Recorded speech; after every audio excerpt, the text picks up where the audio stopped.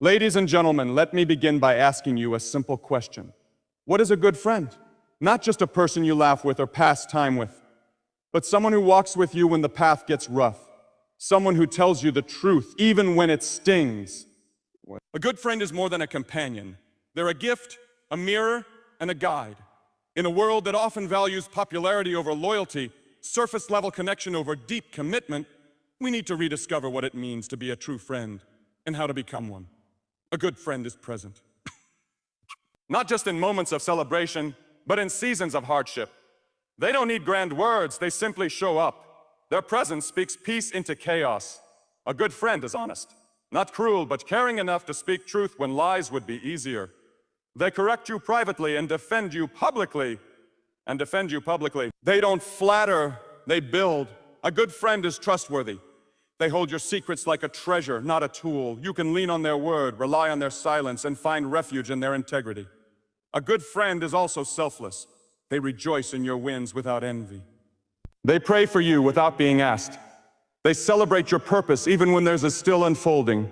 And lastly, a good friend is wise. They don't always give advice, but when they do, it's thoughtful, rooted in values, and spoken with humility. They help you become not just better, but deeper, stronger, and more whole. Presence matters more than words. In today's world, we are surrounded by noise, messages, notifications, updates, and constant streams of communication. But even with all this talking, there's a deep hunger in the human heart for someone who simply shows up and stays. Words are easy to offer. They can be sent in seconds and forgotten in moments. But presence, that steady, quiet companionship, is rare and powerful.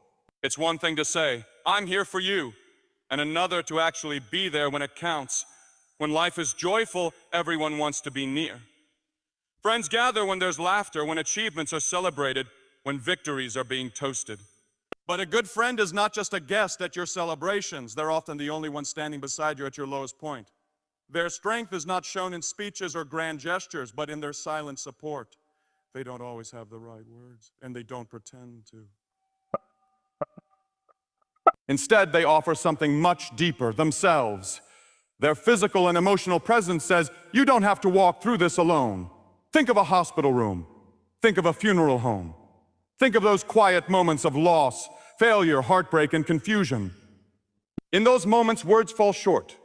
Even the wisest or most comforting phrases often don't reach the depth of the pain. But the friend who shows up sits with you, holds your hand, or simply listens. That friend is doing something sacred. They are carrying part of your burden just by being present. They are saying without words, you matter to me. Presence doesn't mean fixing someone's problems. It doesn't mean having all the answers. Sometimes the most meaningful support you can give is to say nothing at all and just stay. In a world that moves fast, that always looks for a solution, this kind of stillness is rare. It takes maturity and love to resist the urge to talk and instead to simply be with someone in their pain. That's when presence becomes ministry. That's when a friend becomes a refuge. In times of crisis, we don't remember who gave us advice. We remember who came to us, who sat by our side, who answered the phone late at night. We remember who made the effort to be near, even if it meant rearranging their day or stepping into our mess. That's the difference between an acquaintance and a true friend. One checks in when it's convenient. The other shows up when it's needed most. True presence is also patient. It's not in a hurry to move on or to make you feel better. It allows room for silence, for emotion, for recovery. It's not driven by discomfort or the need to say something wise. A good friend who is present says with their posture, their stillness, and their quiet, take your time. I'm here as long as you need. That kind of presence brings healing, not because it fixes anything, but because it reminds us that we are not alone. We've all experienced loneliness even while surrounded by people. That's because it's not the number of people that matters. It's the depth of the connection. And presence is what creates depth. It's what turns ordinary friendships into lifelong bonds. The people we trust the most are the ones who were there in the hard times, not the ones who only showed up when things were easy. Being present is also a choice. In a busy world, it costs something. Time, attention, effort, but it's worth it. Because presence speaks louder than 1,000 kind words. It says, you are worth my time. Your pain matters to me. I am not here out of obligation, but out of love. And presence is remembered. Years may pass, seasons may change, but we never forget the ones who stood with us when the storm came. We carry them in our hearts. We think of them when we tell our stories, and we are grateful for them in ways we can never fully express. So when we talk about a good friend, we must understand that presence is not a small thing. It is everything. In our most vulnerable moments, we don't need someone who knows exactly what to say. We need someone who chooses not to walk away. Truth and love is essential. It is one of the most powerful elements of a genuine friendship, and yet one of the most difficult to practice. A good friend tells you the truth not to tear you down, but to help you rise. Their honesty doesn't come from a place of pride or judgment. It flows from love, care, and a deep desire to see you grow. In a world where it's easy to say what people want to hear, a true friend dares to say what needs to be heard.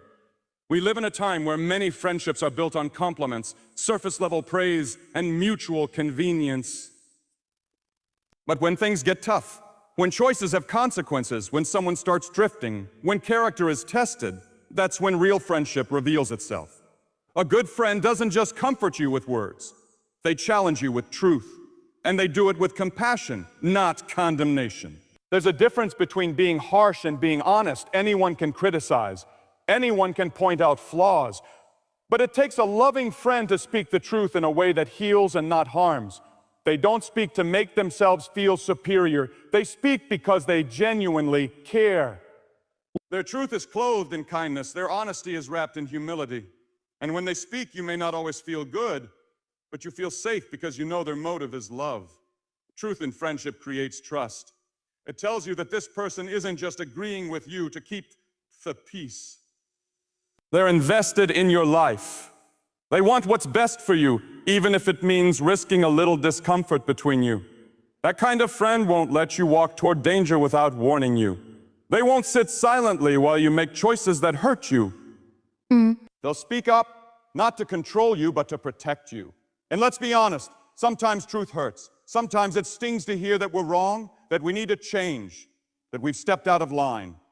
But when that truth comes from someone who loves us, it can be the very thing that sets us back on course. A true friend is not afraid to hold up a mirror, even when we'd rather not look. They help us face ourselves, not to shame us, but to strengthen us. This kind of honesty builds character. It pushes us to grow. It sharpens us like iron sharpens iron. You don't become better by being surrounded by people who only tell you what you want to hear. You grow by having someone who respects you enough to tell you what you need to hear. They speak truth not to hurt you, but to help you become the person you were meant to be. And when you find a friend like that, it's a blessing. But it also means you must be willing to receive their truth. Sometimes pride will resist it. Sometimes our emotions will rise and we'll want to shut them out. But the wise person listens. The wise friend doesn't just value comfort, they value growth.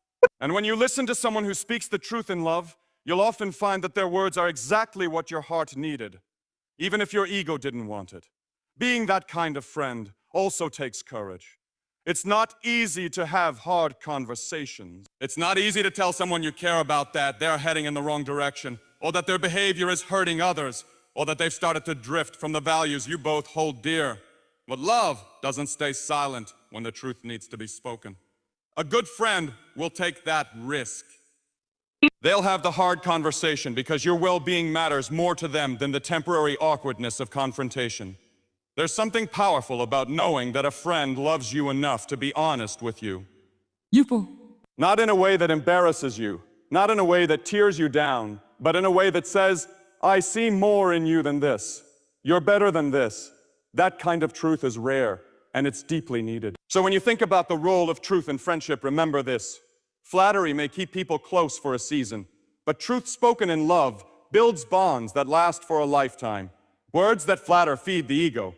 Words that challenge in love feed the soul. A good friend is not afraid to speak the truth and not afraid to hear it either.